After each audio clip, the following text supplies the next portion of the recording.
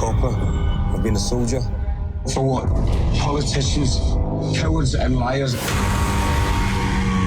What is she up to? You need to find out. How do you reckon she'd feel if she got a taste? You cannot keep pretending you're okay. And I will always love you. We'll always start Cordkillers. Welcome to Cordkillers, the show about watching the stuff you love, when you want, where you want, however you want. I'm Tom Merritt. Hey, man. Oh, I must have gotten mixed up because I thought that was the Bodyguard. Apparently not the one that was at the movie theaters when I was in high school. Yeah, this is My Bodyguard, the HBO special. Wait, not that one either. No, not okay, that all one. right. This is Netflix's Bodyguard. Netflix's Bodyguard. It was like, and I will always make sure you're streaming the right stuff, no matter what country you pretend to be from. I'm Netflix's Bodyguard. That's coming You know out what country October I like to 24th. pretend I'm from? The one that is run by our guest today, Justin Robert Young. Hello, the emperor of politics.com. Brian, I know what your voice has been through because I was literally on the same exact schedule that you were for the past 3 days on all the same panels. I commend you for leading the show with Whitney Houston. Like that, I need everybody who's listening right now to understand that was Brian is laying out on he's putting it all into this episode of Not gonna Cordkillers. lie, that was a double black diamond opening. Like, I was just like, let's go, the hardest thing I could possibly do. Listen, y'all. Justin and Brian are extremely at the end of their rope, and yet their commitment to professionalism will not allow them to let down their performance one iota. It's the only reason I do this show, Brian, is your commitment to excellence. And I will always co-host for you. Shall we jump in on the primary Brian, target? Probably should. It's not only a commendation, it's also permission to stop. Primary target. Well, sources tell CNBC that Apple is readying a new digital video service. Owners of Apple devices would reportedly get the content through the pre-installed TV application, which would include Apple-owned content alongside subscription channels. So the TV app that you have now on Apple TV is pretty much this with other people's shows, right? If you have Hulu, if you have FX Now, a bunch of apps, Netflix not being one of them, but a bunch of other apps will feed what you're watching, your watch list, into the TV app, and the TV app will recommend, keep track of what you're watching, and suggest new shows based on the stuff you watch. What this story is saying is that when Apple finally does come with all of that content we've been talking about for the past few months, it'll just surface it up into the TV app. And if you don't realize, the TV app is not just on the Apple TV, it's also on the iPhone and the iPad as well. Now, in addition to that, CNN reports that Warner Media is planning to launch a streaming service itself at the end of next year that would combine content from HBO with Turner Network's Warner Brothers, including both movies like DC movies, as well as Warner Brothers produced television that they have the rights to the back catalog for. So it'd be kind of a Turner Netflix built on HBO. You'd buy HBO now, but then you could add on Turner stuff and Warner Brothers stuff on top of it. Let's treat the Apple stuff first, Brian, because that's been our running bit here, is when are we finally going to be able to see it? Apple not making an announcement here, but CNBC saying when you buy an Apple device, that's when you'll be able to see it eventually. So here's the one of the long-running themes in our discussions about all this is like, when is Apple going to become HBO and have a reputation for curating really good content, right? I think this is a great way to short-circuit that discussion. If, like, once you drop the F word, once it becomes free, then all of a sudden your judgment on how good or bad something is fundamentally alters. So if you have an iPhone, great, you now have the internet's HBO. If you have an iPad, you have the internet's HBO. If you have an Apple TV, you now have the internet's HBO. Is the way people will position this in their mind I think largely now the only question is, and this is something Justin and I were discussing, was how tenable in the long term is it? At some point, do you need to start charging for whatever it is? And I think that if there's one thing Apple fans have been very well trained on, it's the expectation that they're never less than 12 to 28 months from buying a new replacement of their Apple whatever. So all of it, if everything is funded by the hardware and all of that excess income becomes a seed money to create their version of House of Cards or whatever the super good stuff is, this could be a very, very much winning play. I don't think they need to sell you new hardware. Now, they might wind up selling you new hardware as they come out with new Apple TVs and they have that cool new feature that you must have. But initially, they can make money doing it as long as, and who knows whether or not there's going to be restructured deals so they can eventually make the TV app as complete as possible. But if you already have people in that ecosystem, then you are incentivizing people to cancel and resubscribe to various services so they can get the shows that they want but not pay for it when they don't. And if that's the case, then they are more likely to do it through Apple, then they are more likely to make these deals through the iTunes store, and they are more likely to pay Apple their 30% troll toll that so many of these services lament when they get subscriptions through that platform. If that's the case, then having content as a loss leader to get people in the door, not only to buy the hardware, but also to make sure that they are getting that App Store cut, is kind of brilliant. The question that Tom and I debated heatedly on the Daily Tech News Show is, what's more annoying for customers? Proprietary content for hardware that you pay for once, or yet another $10 to $15 charge recurring monthly? And this is there are two ways. The smart take on Apple these days is there are two ways they're making money. It used to be they just wanted hardware, so they would do whatever they could do to get you to buy their hardware. These days they realize hardware is becoming a little bit commodified. People are replacing their phones a little less often. New hardware platforms are not showing up. The watch is not showing up in as great a numbers as they would like. So they are relying on services, and iCloud and Apple Music are their two big services. Now, the assumption had been, well, so when they come with their TV shows, that'll be the third big service. But this rumor, now again, this is sources telling CNBC, but if this proves to be right, which CNBC has a good track record, this would say Apple with television shows is seeing them like GarageBand, like iWork, like any of the software they bundle in with a laptop to say, this is the only way to get these awesome programs. They're saying, let's not compete with Netflix and Hulu and the rest directly. Let's just throw in free stuff as a way to get you to buy our device, at which point we will then try to get you to subscribe to Apple Music and iCloud and any other services they come up with. And I'm actually curious if they'll come up with some nifty service that you can pay for that isn't content related, some kind of Just Watch kind of competitor or something like that. I don't know. Oh, that's interesting. So in other words, like a Clubhouse, where the benefit is not that you get to see something that you can't find somewhere else, but the way that you see it is more pleasant. Yeah. And I'm not going to lie. Let's say they have a service called Gets Me.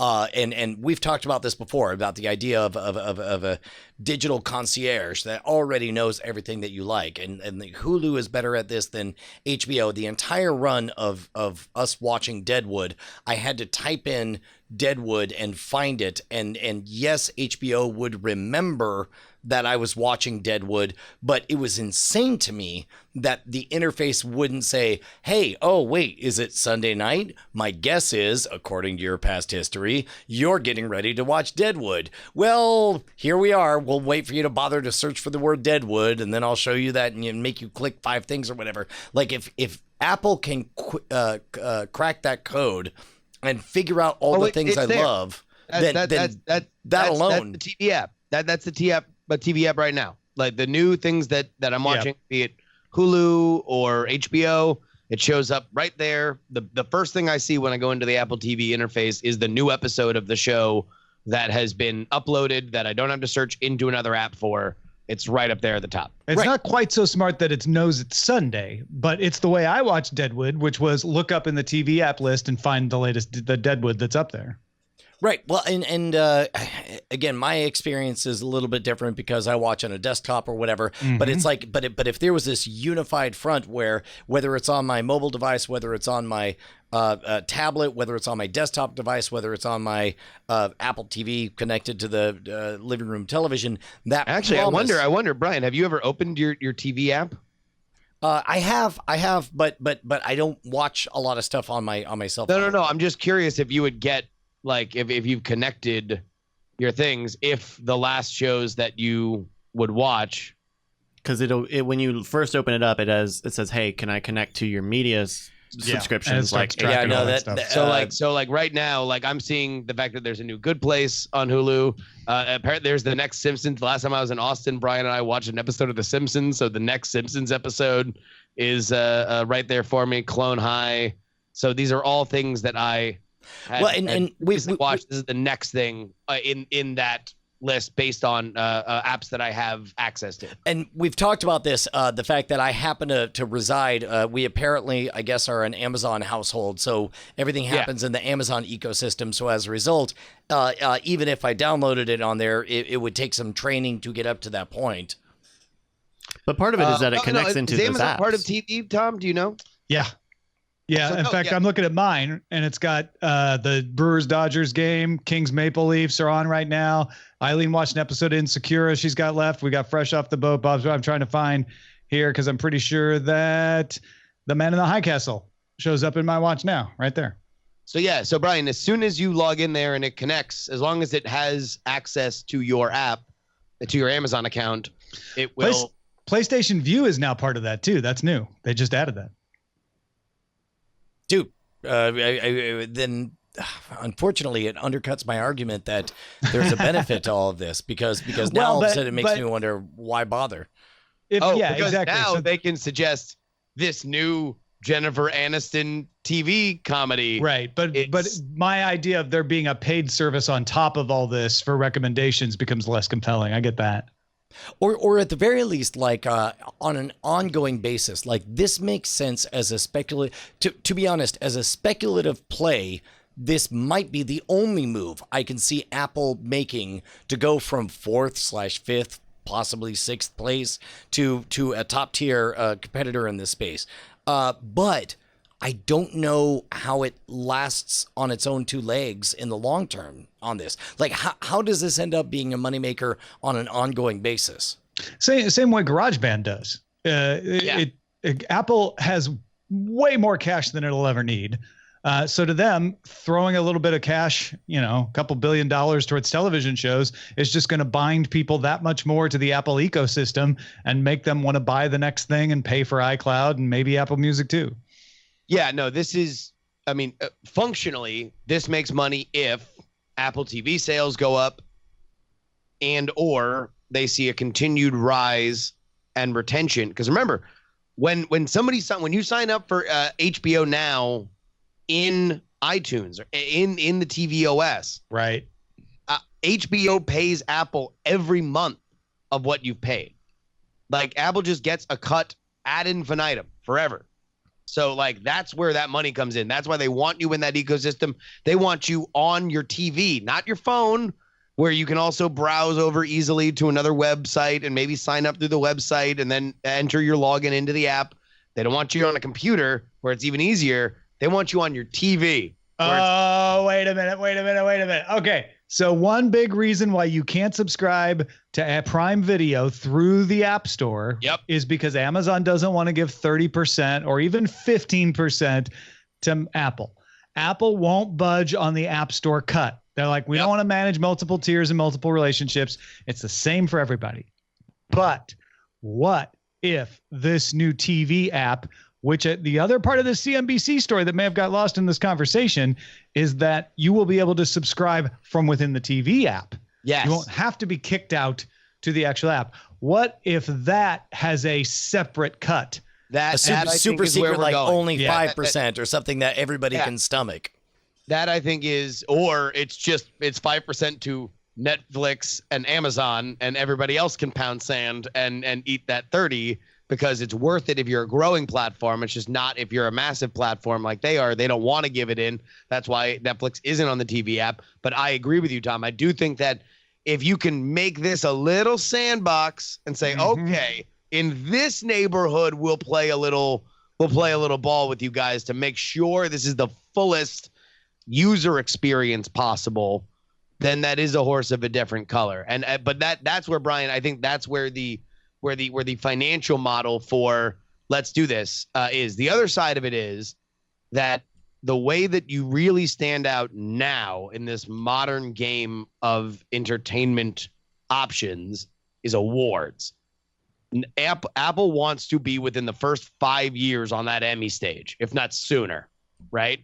And the way that you do that is by being watched by a lot of people. You're going to do that a lot easier if you're a free show on Apple devices that people already have than if you're a paywalled show. And it also kind of explains why that other story that came out a few weeks ago about how Apple was very concerned about everything being family friendly. That makes a lot more sense if they're giving it away for free than if they're building their own HBO.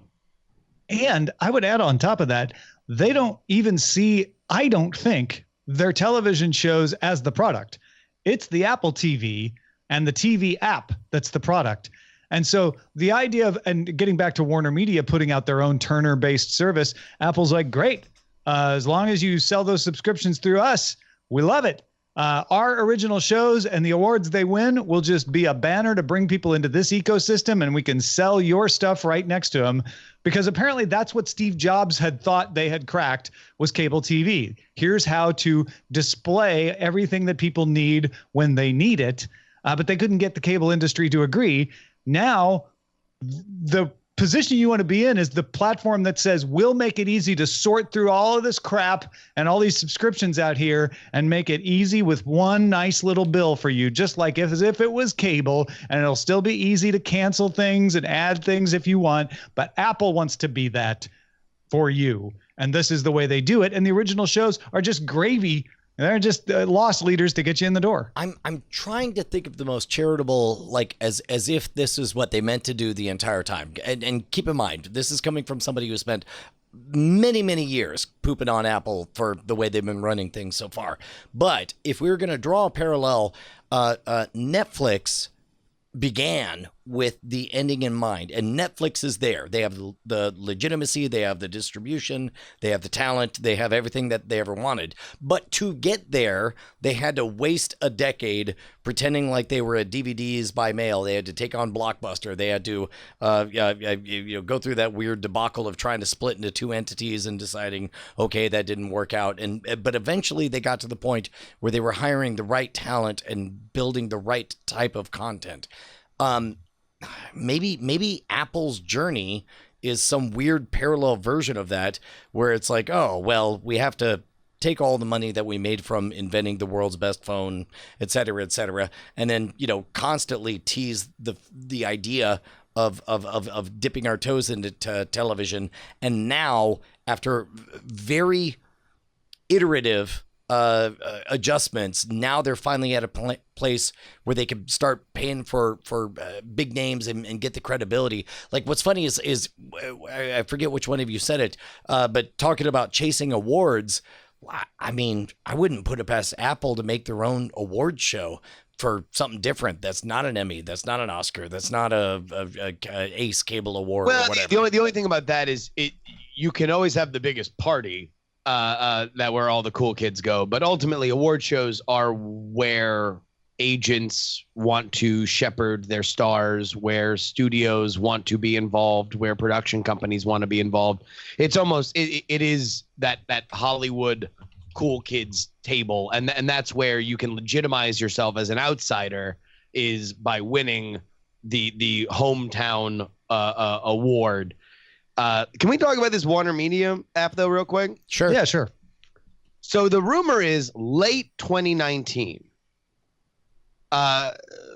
the rumors on Game of Thrones debuting this year is April 2019. Mm-hmm. Wouldn't you wonder whether or not it would be a smart idea to have at least the finale of Game of Thrones be something that you could see early or on this brand new streaming service that they're going to really want to maximize initial installs on? Yeah, but that's a long meeting, and that meeting has been had at Turner, and there are good arguments on both sides of that of why you would or would not want to do that. The people who are scheduling HBO probably have a really good idea of what the exact prime time for HBO is to premiere Game of Thrones and have it run based on what else they have in the schedule. Yes. And they don't want to mess with that or tweak that unless it's easy, just for some streaming service that's getting launched that nobody knows if it's going to catch on or not and is based on HBO, but HBO's just fine and doesn't really benefit that much from it quite yet. You know, this is a thing being pushed down from AT&T. Like, you got to get more out of your products. So Warner Media is like, okay, we got to get more out of our products. Let's combine all these and make a Netflix competitor. And HBO's like, yeah, that's great. As much as we can do to promote that for you, great.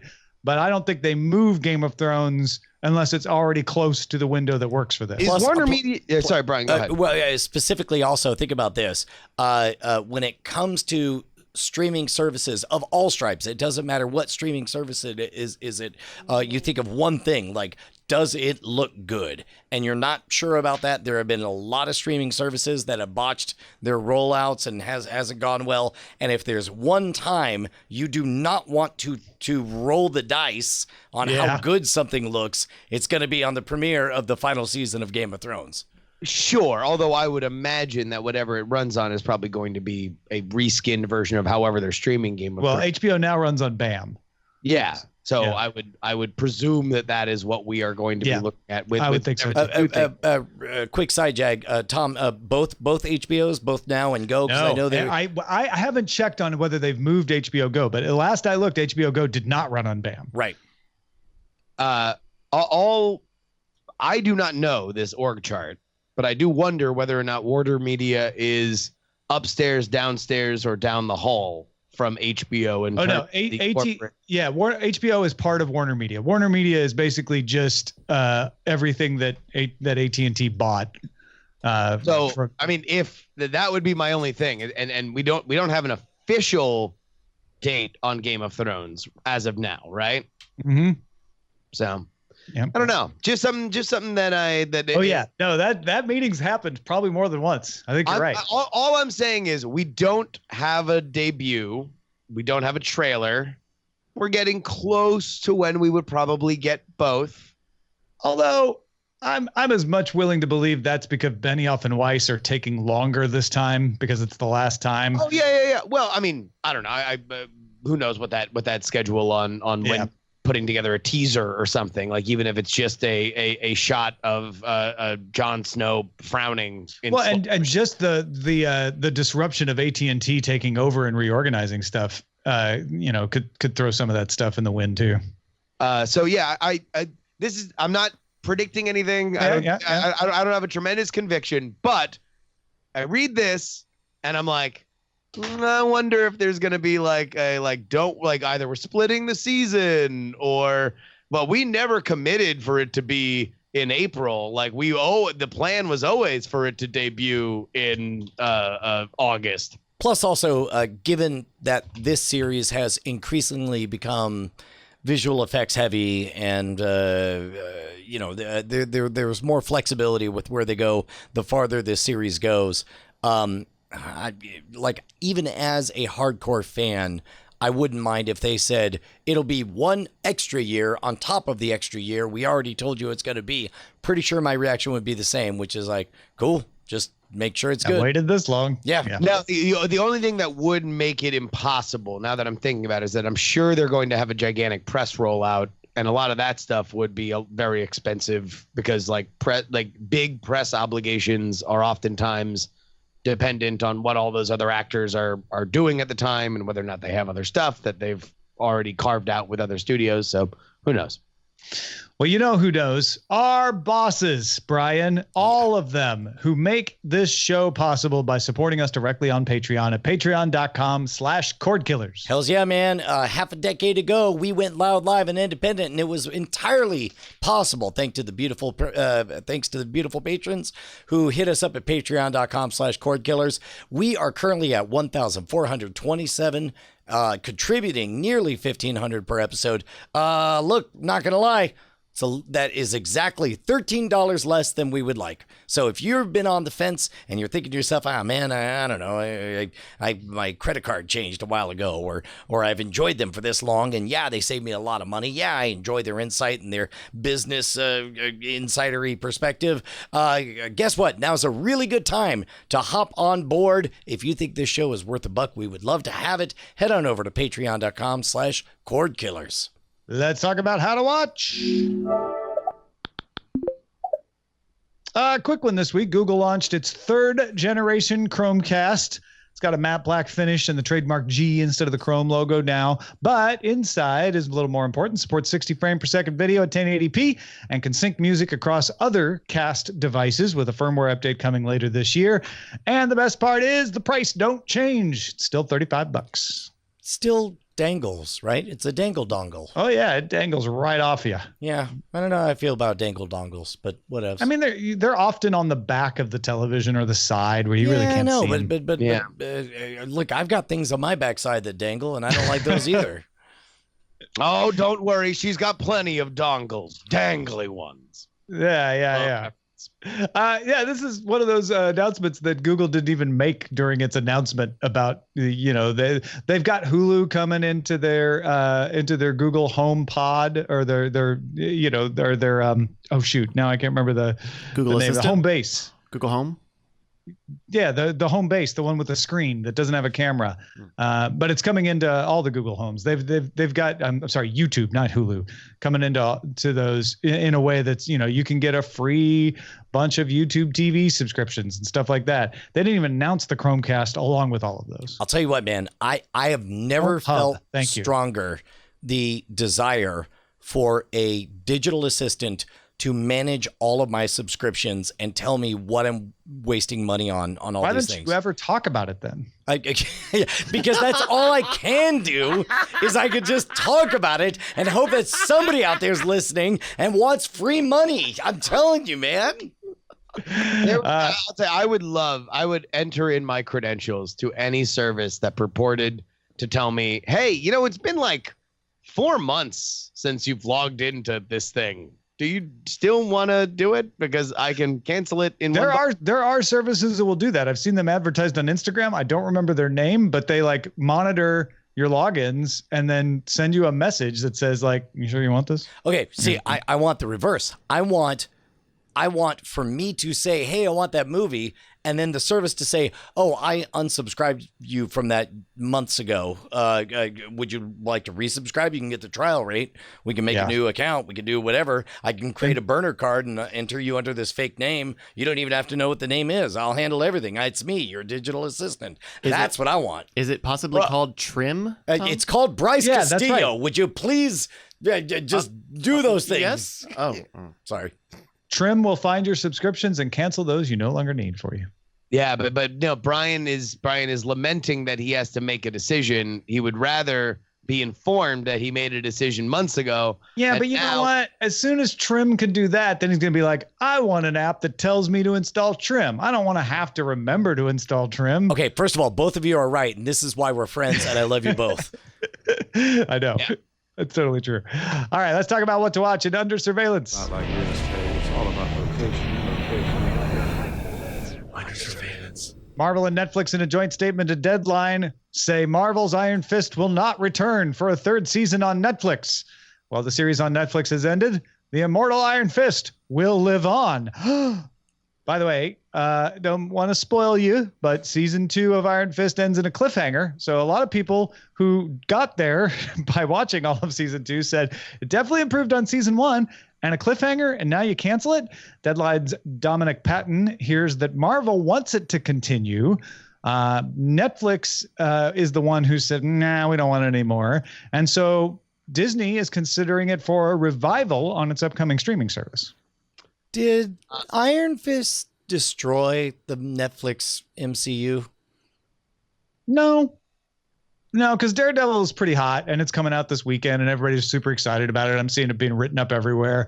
Luke Cage, I think, was pretty well received. Jessica Jones, a little bit marginal, but certainly not hated like Iron Fist. So I think what Netflix is doing is cutting away the bits that they're like, it improved, but not enough. Let's get rid of it. Look, Iron Fist killed the Defenders for me. Yeah, maybe. As a fan of all those, and that really is where the money is when you can pull off the super box the quadfecta that the MCU did. At least that playbook was like, do 4 very watchable, if not awesome products, and then combine them in a sweet goulash.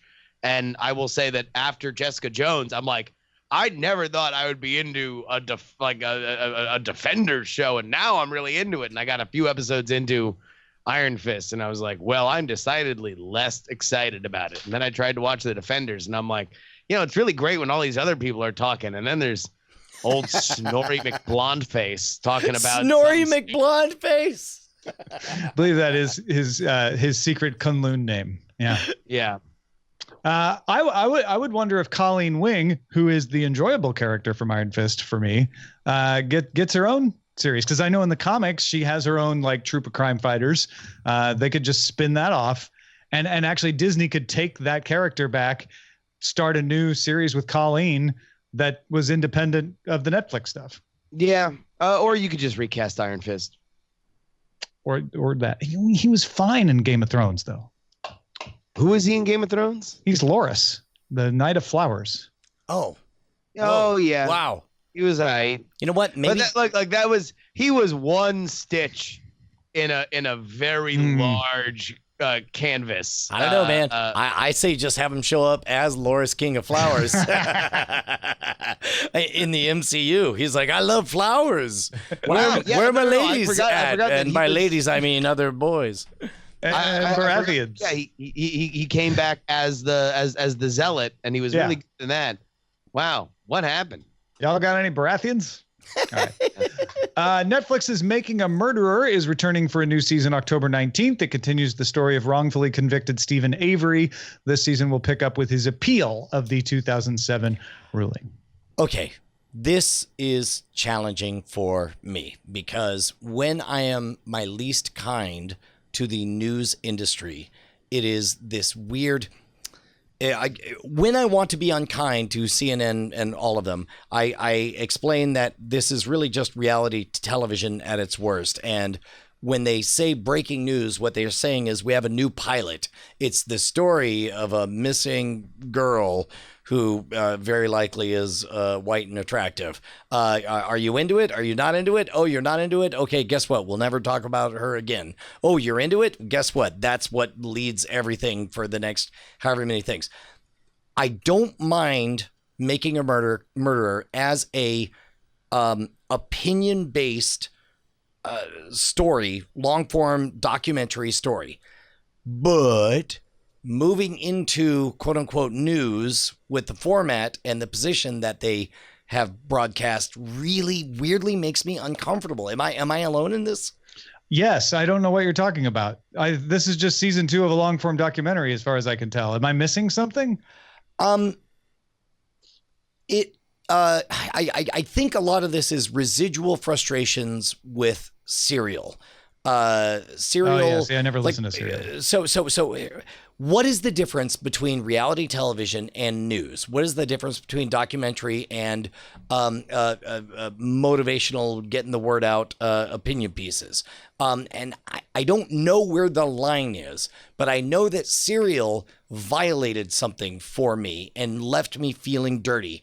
Making a Murderer also left me feeling confused. And and the fact that now, the mere fact that we're calling it a second season as if it is entertainment for our amusement, while also ostensibly being educational and telling us an important truth about some factual things that happens, that crossroads makes me uncomfortable. And I don't have any answers on this. This is all just talking now from the I get gut. it. That was well explained. I get it now. And my failing to understand is having never listened to Serial, never having watched Making a Murderer or any of that stuff. But especially that part of it being a season 2 is tricky. Like, if you're going to make a long form documentary that you're like, okay, part 1 is going to tell the story up to his trial, part 2 is going to tell the story of his trial, and part 3 is going to tell the story after his trial. You've got 3 seasons, right? You don't put them all out at once because it takes a lot of effort. I don't think But there is also a way to do it that's like, well, part 1 will stop right before the trial because that'll leave them really salivating for season 2, right? And I don't think, and I guess what I'm describing is it's close to what we saw with the OJ Making a Murderer, or was that the Hulu one? No. It was OJ Made in America. Right, OJ Made in America. So like that one, there was enough distance that it felt like, okay, this is all dead, buried. It's in the past. We could go visit it, and you can. We're looking at history. Whatever lens you want to send that through. But the fact that it's real time and happening now, and the very act of telling the story is shaping the story for some reason. Stephen Avery, as far now, correct me if I'm wrong, but all of this happened more than 10 years ago. The murder did, but this is about the appeal. The appeal is of his 2007 ruling. Yeah. No. This was caused by that. He had the ruling in 2007, exactly. And now he's appealing. Now, here's what I will say in the difference between Making a Murderer and Serial. Serial was, and it suffered from it by the end, not a naked advocacy podcast. Now, it was certainly fascinated with the person who was in jail, Adnan, but by the end of it, it was more of and they say this is almost worse. It was almost more of a real, like, we did it Reddit sleuthing, like amateur sleuthing sort of operation, parceled out piece by piece, which is why at the end, not only did the finale have this really weird taste to it of like, I don't know, which was probably the responsible answer from the very beginning. But yet Serial has not returned to doing a murder show, I think, because they found that process so uncomfortable. Making a Murderer was more like a traditional, these people, like we saw with the West Texas 3 or something like that, like documentaries that are made because the people who make them believe that these people are innocent, and they are going to, much like a defense lawyer, kind of lay out in theatrical fashion why this person is innocent. And this now, I guess, is more of a traditional news magazine of, all right, this is what was wrought from the things that we came out with. All the same people are here. So you're right, Brian, this is a sequel, but in reality, the first season of Making a Murderer was always going to be, let's go back into the past, and we're going to lay out why this thing smelled to high heaven from the very beginning. This is going to be them kind of covering it in a more traditional way. We'll see how it is. Yeah, I didn't realize it was as close to real time as that. So now, Brian, you've totally flipped me. I am bothered by this too now, Brian. Like the fact that it's being pitched as entertainment and being covered not in exactly real time, but close to real time. So that separation between what is news, what is documentary, what is reality show, does get blurred there. I get that. Well, but this was never news. Like who? Well, no, I get what Brian's saying though. Is when you cover it so close to it happening. Like, okay, news is when it's happening. So it's starting to get closer to news. Yes, it is. And it'll have to be covered a little bit more like it, although I'm sure on a 6-month delay or something like that, which you would not normally do in a murder. Yeah. That being said, though, it is kind of a damned if you do, damned if you don't, though, because when Serial season 2 came out and it was about a totally different story and it wasn't about a murder, people crushed Serial season 2. It was also bad, but still, people crushed it on the outset. With this, now it's like, okay, well then, if Serial had said, no, congratulations, Serial is synonymous now with not the storytelling of our staff, but rather following the fate of Adnan, then we would have what we have now with Making a Murder. And I guess we're going to see which one ages better. Yeah, I suppose it's and again, none of this is to say that I'm necessarily disapproving of one side or the other. It's just that it makes me deeply uncomfortable in a way I don't have the words to articulate yet. And if you have the words to articulate, write us in at cordkillers@gmail.com. Hey, did you see that sweet new trailer for Glass, which is did. coming into theaters January 18th? I did. Looks great. I don't know that this changed my opinion. It gave me more of what's coming in the movie, but in some ways it didn't give me more of what's coming in the movie. Like it was a good trailer for me in that it didn't reveal anything more than I already knew from the first teaser. Just got me more excited for it. I think I mentioned this on one of the other podcasts, but if you've not been keeping up with Night Attack, my brother had a pretty severe medical drama and was in a coma for a month. And when he woke up, within 24 hours, one of the very first questions he asked is, "Has Glass already come out?" So take that for what it's worth as far as the branding power of this movie. Now I know. I just know that it's going to be very exciting for everybody to go see Glass together. Netflix is picking up the UK reality show The Circle. It's a show that keeps 8 people in an apartment building isolated from each other, with their only way to communicate through a fake platform. They call it a social media platform. It's really just a messaging group chat kind of platform. One by one, the group blocks players from the platform, and the last one unblocked wins cash. Netflix is not only going to carry the UK reality show version of it, I assume, although Channel 4 will still have it in the UK, but Netflix is going to make 3 all-new local versions for 3 different countries, including one in the United States. Fairly certain this is legitimately best labeled as literal torture. I'm pretty sure this is literal torture for the bemusement of the masses. Yes. And then not exactly new, specifically in the world of destination reality shows, deprivation and isolation. And also, I'm guessing they're not isolated from all human contact, just the other people. In the apartment. Don't know.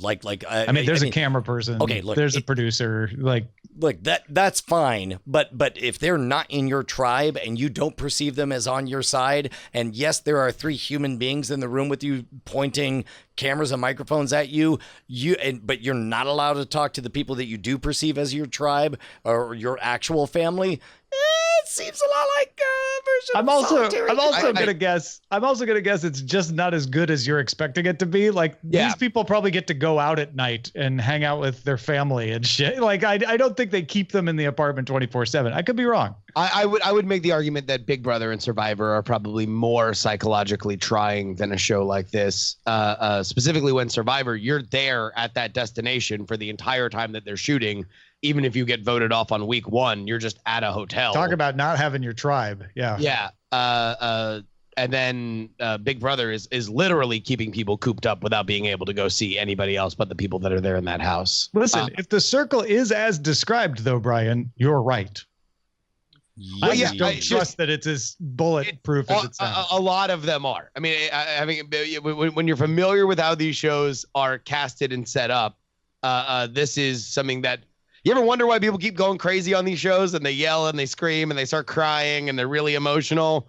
It's almost as if they're being tortured. It's almost as though there's a group of people who aren't specifically told to torture, but just say, just do whatever you have to do. End of sentence, new sentence. By the way, you know what plays really well? People breaking down and crying. Anyway, you're in charge. Goodbye.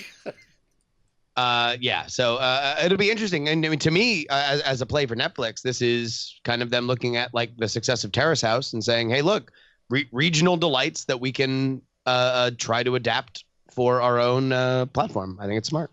Netflix's The Witcher series has cast Freya Allen, who you might have seen in Into the Badlands, as Ciri. And Anya Chalotra, who hasn't been in much, she was in Wonderlust, will play Yennefer of Vengerberg.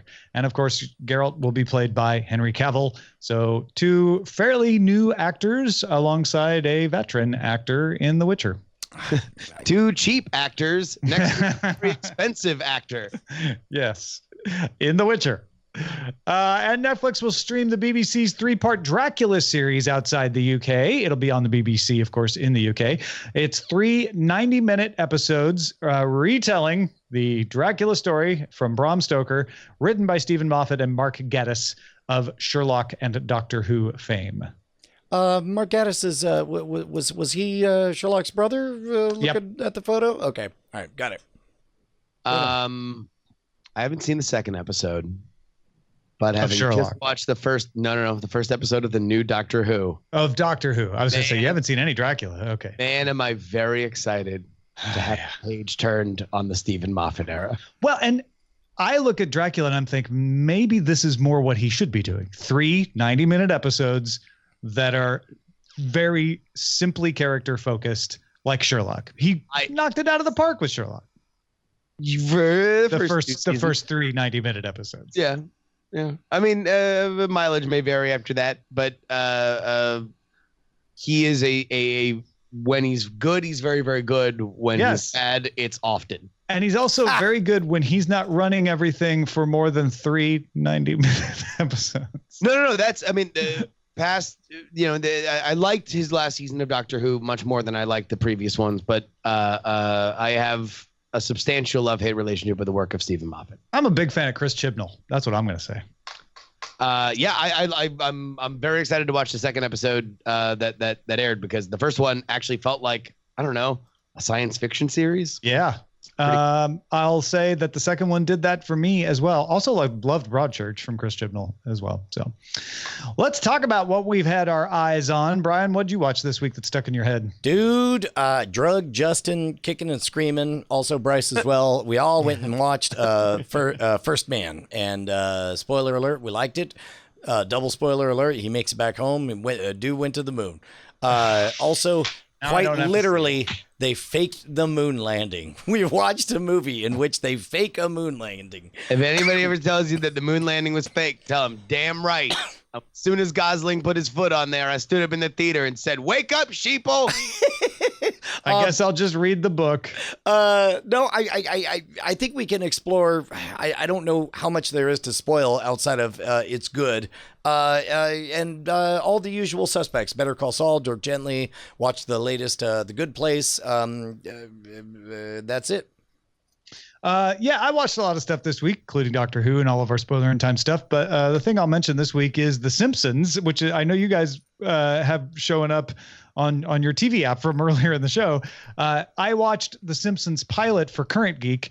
Once a month, we do a review of a pilot episode of a TV show, and TV app recommended the second episode. So I'm like, all right. And even though they're so old and everybody sounds a little weird and the plots are definitely slow moving, I found it to be a nice little piece of candy every once in a while. When there's nothing else to watch that isn't an hour and intense, I can just blaze through a couple Simpsons. So I've almost made it all the way through season 1 in a week.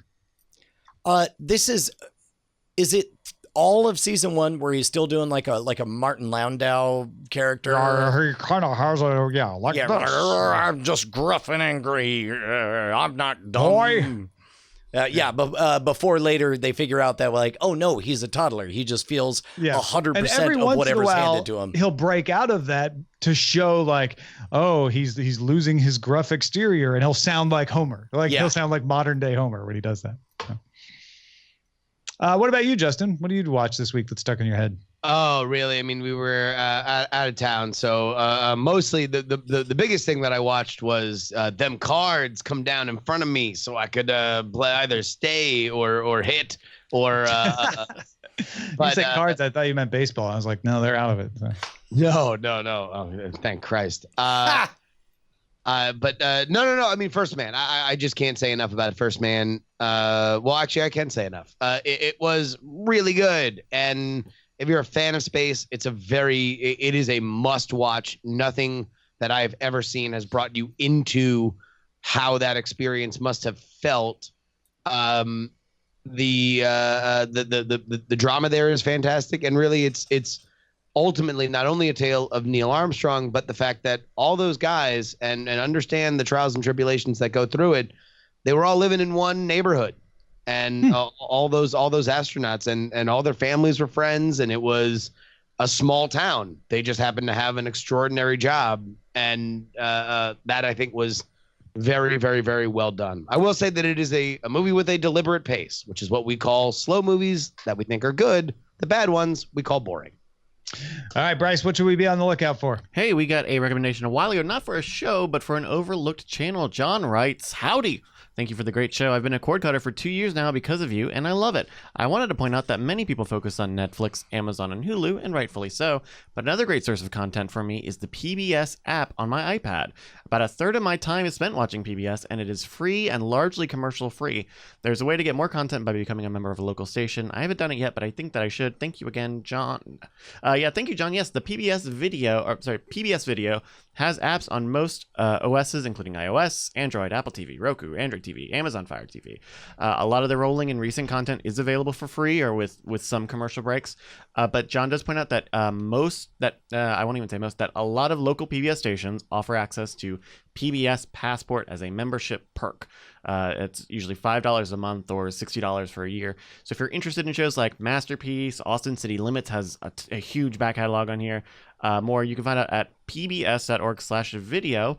It's also worth noting that this is separate from PBS Kids and the PBS Kids video app.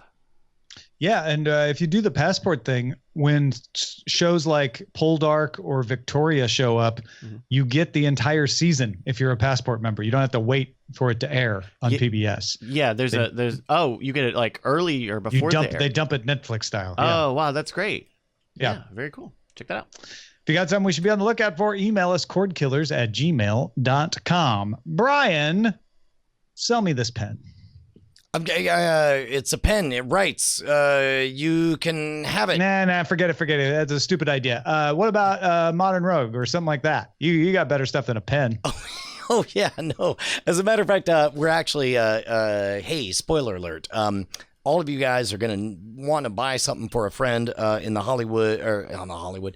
holiday season. We are working on some original things that we're going to release over at Scam Stuff, but I didn't even want to talk about that. I want to talk about the greatest Modern Rogue episode that we ever made, in which we learned how to buy an election. You would not believe the expert we were able to get to take us through the 1960 primary, Democratic primary, in which JFK was, spoiler alert, able to full-on purchase a win over Hubert Humphreys. Also, double spoiler alert, it was a vanity show and not even binding anything. Look, if you're not familiar with Justin Robert Young's Politics podcast, he does a fantastic job of telling the epic stories of politics without any of the taint of partisanism at all. And my favorite thing is that all the negative comments, there have been 4, have been on both sides. Like, it just makes me feel like, Justin, you nailed it. You told the perfect story. Everybody should go to the Modern Rogue right now and take a look at that episode. I had a great time, and thank you guys for giving me the opportunity to do it. It has been, it was interesting because I know we've been able to create a cool little community with that sort of content on the Politics podcast, on the Free Political Newsletter at freepoliticalnewsletter.com, but I didn't know whether or not it would be able to translate into YouTube, famously the Wild West of comment sections. But you can check the receipts yourself, my friend. YouTube.com/Modern Rogue. We've been able to create a really rad discussion about exciting, even lurid political history without it devolving into an entire food fight. Let's move on to the front lines. Front lines. Sensor Tower estimates Netflix's app revenue rose 90% in Q3. That would make it the #1 non-game mobile app worldwide for the third straight quarter. And interestingly, most of the new users came from India, Brazil, and the United States. Yeah, well, good for them. Maybe it'll turn into something. Cinemia launched a white label service for theaters called Cinemia Enterprise. It lets a theater chain create a subscription service based on Cinemia's infrastructure. Cinemia says it's working with major chains around the world on this, but did not name any of them. So in other words, basically, if you're a small town theater and you only have maybe 4 theaters, you could just plug into this, and now you get to pretend like you're rolling your own service. Even some of the smaller regional chains that are like around a whole state. I know there's one in Utah and places like that. I mean, Cinemia is doing the right thing, which is like, hey, theaters, we can help you. We can work with you versus MoviePass, which just kind of tried to bludgeon them into cooperating. Which is very weird because they tried to bludgeon them by giving them free money. Hey, Alamo Drafthouse subscription service. Come on, baby. We've reported that they're working on one. They're beta testing one in New York. Well, more. Probably not Cinemia. More. Probably not Cinemia yet. Quibi is the name of the new video service previously referred to as New TV. It's run by Jeffrey Katzenberg and Meg Whitman of former Disney and eBay fame, or HP maybe in Whitman's case. Quibi stands for Quick Bites. The service will launch next year with short-form original videos from the likes of Oscar-winning filmmaker Guillermo del Toro, Southpaw director Antoine Fuqua, and Spider-Man director Sam Raimi, as well as Get Out producer Jason Blum, also Blumhouse creator Jason Blum, and Van Toffler. Similarly, Snapchat is rolling out 12 short-form originals from people like Keeping Up with the Kardashians creator Bunham Murray and Friday Night Lights writer Carter Harris. So short-form video. Everybody wants to win the short-form video game. Why do all of these have the worst names? Quibi. Cute. Quick Bites. Quibi. Quibi. Quickster was taken. Hearing. Heroin? Yeah. Weeaboo. I heard someone say weeaboo. Netflix content head Ted Sarandos told Vanity Fair New Establishment Summit that it has no plans to get into live broadcast because Netflix considers itself an entertainment brand. He said that coverage of live news events is, quote, not terribly entertaining. He did not touch on sports. You know what? I think that's the right play for them to make, given where they are.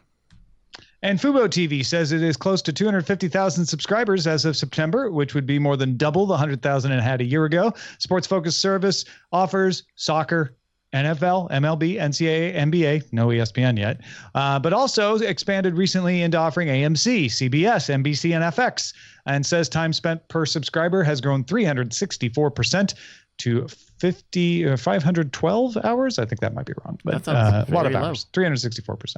Oh, yeah. All right, let's talk about some dispatches from the front.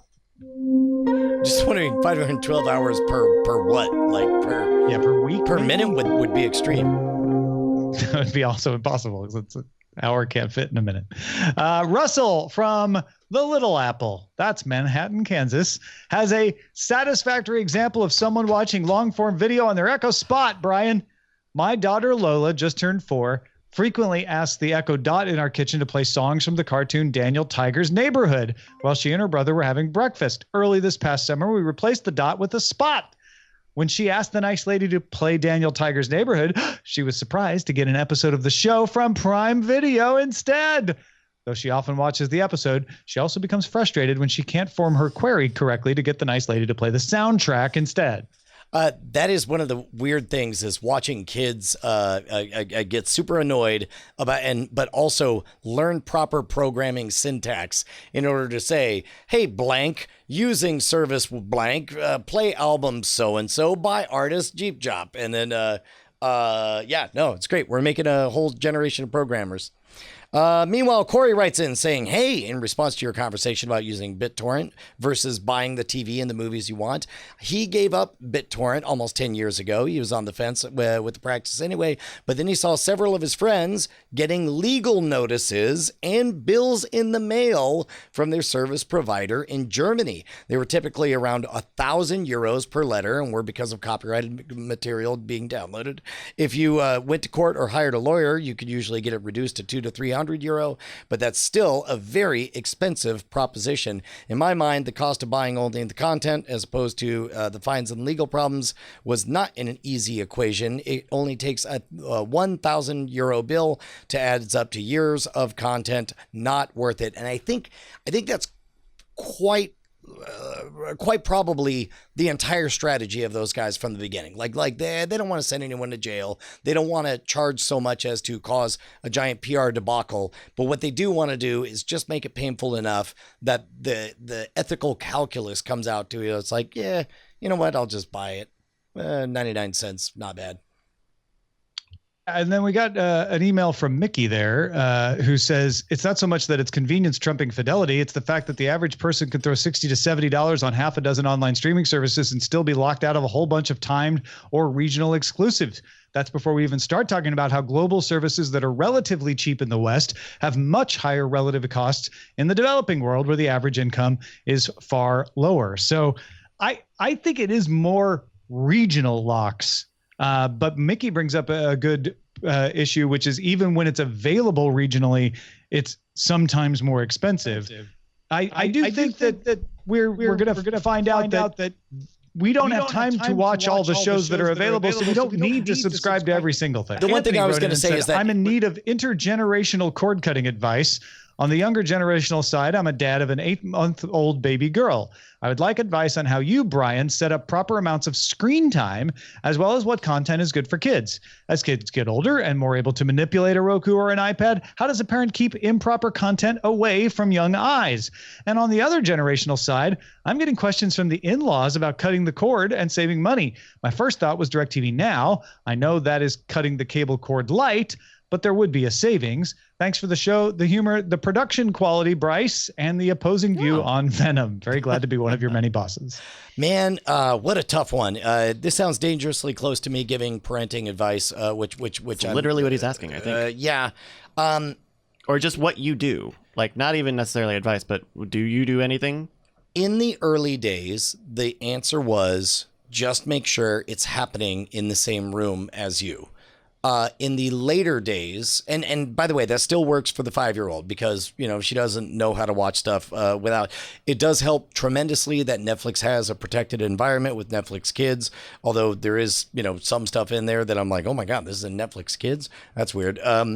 It's getting better as YouTube Kids and whatever, but I don't think you ever get to abdicate your responsibility to know what they're watching.